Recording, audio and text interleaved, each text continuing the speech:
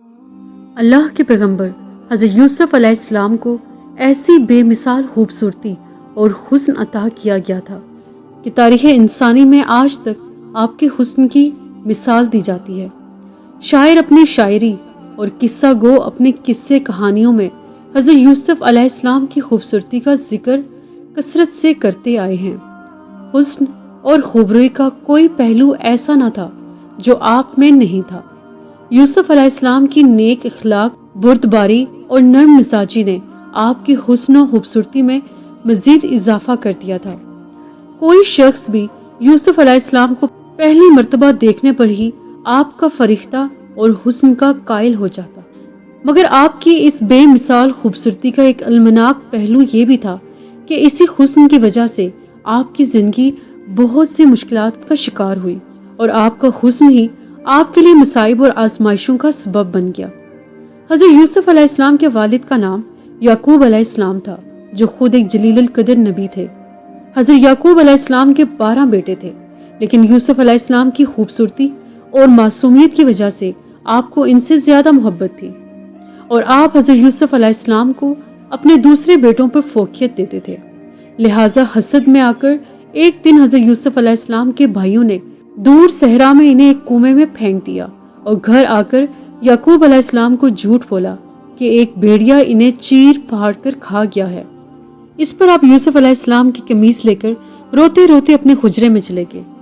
اب کافی عرصہ یوں ہی روتے رہے اور اپنے بیٹوں سے ناراض رہے۔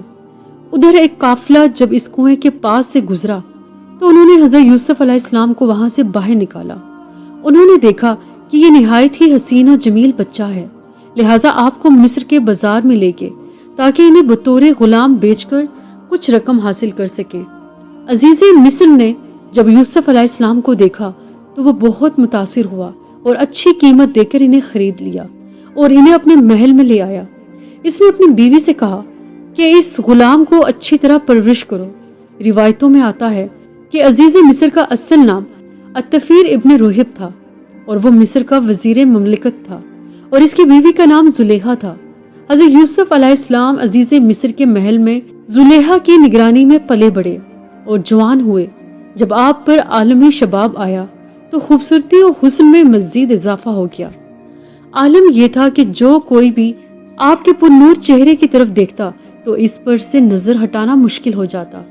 ایک حدیث میں رسول صلی اللہ علیہ وسلم نے فرمایا کہ جب دنیا بنی تو حسن کے 3 حصے کیے گئے، جن میں ایک حصہ حضرت یوسف علیہ السلام کو دیا گیا، ایک حصہ ان کی والدہ کو دیا گیا اور ایک حصہ پوری دنیا میں تقسیم کیا گیا۔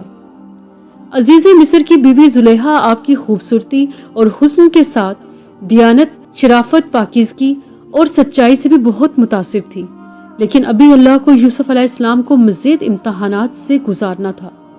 وقت کے ساتھ ساتھ عزیز مصر کی بیوی زلیخا یوسف علیہ السلام کے حسن سے مرعوب ہو کر ان کے عشق میں مبتلا ہو گئی۔ ایک دن زلیخا نے حضرت یوسف علیہ السلام کو اپنے خوابگاہ میں بلایا اور دروازے بند کر کے اپنی حرام خواہش کو ظاہر کیا۔ حضرت یوسف علیہ السلام نے اللہ کا نام لیا اور خوف کھاتے ہوئے دروازے کی جانب بھاگے۔ زلیخا انہیں پکڑنے کے لیے ان کے پیچھے دوڑی۔ ان کی قمیص کا پچھلا دامن اس کے ہاتھ میں آ گیا، جسے اس نے اپنی طرف کھینچا تو وہ پھٹ گیا۔ حضرت یوسف علیہ السلام باہر نکلے تو سامنے عزیز مصر کھڑا تھا، پیچھے زلیخا بھی باہر آ گئی۔ اس نے شوہر کو دروازے پر کھڑا دیکھا تو معصوم بن گئی اور یوسف علیہ السلام پر الزام لگاتے ہوئے کہا، یوسف میرے ساتھ غلط ارادہ رکھتا ہے، لہٰذا اسے سزا دی جائے۔ جب عزیز مصر نے یوسف علیہ السلام کی قمیص کو دیکھا تو وہ پیچھے سے پھٹا ہوا تھا، جو اس بات کی دلیل تھی کہ یوسف علیہ السلام سچے ہیں اور زلیخا کا ارادہ غلط تھا۔ وہیں اللہ کی طرف سے ایک اور معجزہ سرزد ہو گیا اور محل میں موجود ایک دودھ پیتا ہوا شیرخوار بچہ اللہ کے حکم سے بول اٹھا اور اس نے گواہی دی کہ یوسف علیہ السلام پاک دامن اور سچے ہیں۔ یوں عزیز مصر کے سامنے سچائی واضح ہو گئی، لیکن اپنی بیوی کی بدنامی کی خاطر وہ خاموش ہو گیا اور بات کو رفع دفع کیا۔ یہ واقعہ آہستہ آہستہ پورے شہر میں عام ہو گیا، لہٰذا مصر کے لوگوں نے زلیخا پر طعن و طنز کرنا شروع کر دیا کہ عزیز مصر کی بیوی خود اپنے ہی غلام کے عشق میں مبتلا ہو گئی ہے۔ ان چرچوں سے تنگ آ کر زلیخا نے ایک بہت بڑی دعوت رکھی جس میں شہر کی معزز خواتین کو کھانے پر دعوت دی گئی۔ جب دعوت کا آغاز ہوا تو زلیخا نے تمام عورتوں کو ایک چھری اور پھل دے کر اسے کاٹنے کو کہا۔ جب وہ عورتیں پھل کاٹنے لگی تو عین اسی وقت زلیخا کے حکم سے یوسف علیہ السلام کو بلایا گیا۔ جیسے ہی ان عورتوں نے یوسف علیہ السلام کے حسن جمال کو دیکھا تو مدہوش ہو گئی اور پھل کی جگہ اپنی انگلیاں کاٹ لی۔ لہٰذا اس کے ذریعے زلیخا نے عورتوں کو سمجھانے کی کوشش کی کہ آخر وہ کیوں یوسف علیہ السلام کے عشق میں مبتلا ہے۔ آخر ایسے خوبرو جوان جسے دیکھ کر عورتیں اپنی انگلیاں کاٹ لیں، اس پر دل آ جانا کوئی حیرت کی بات نہیں ہے۔ اس واقعے کے بعد ہر دن مصر کی کوئی نہ کوئی عورت یوسف علیہ السلام سے رابطے کی درخواست کرتی تھی۔ لہٰذا آپ علیہ السلام نے اللہ سے دعا کی کہ ان سے نجات مل جائے۔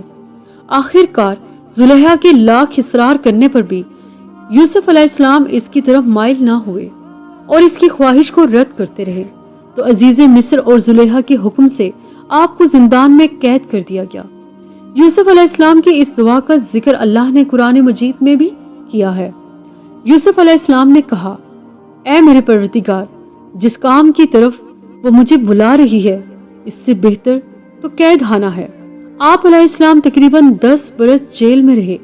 مصر کے بادشاہ نے آپ کو کس طرح آزاد کیا، آپ عزیز مصر کیسے بنے اور آپ علیہ السلام اپنے والد اور بھائیوں سے کیسے ملے، اس واقعے کا ذکر ہم کسی اور ویڈیو میں کریں گے۔ فی الحال اس واقعے میں یہ پیغام ہے کہ اللہ کے نبی یوسف علیہ السلام نے گناہ اور اللہ کی نافرمانی سے بچنے کی خاطر کتنی مشکلات کا سامنا کیا اور قید و بند کی مصیبتیں جھیلی۔ اس کے باوجود آپ ثابت قدم رہے اور اپنے پروردگار کو راضی کرنے کی خاطر اپنے نفس کو کس طرح زیر کیا۔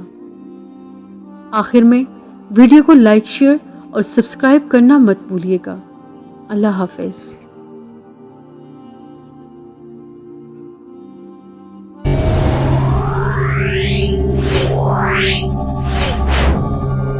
Yeah.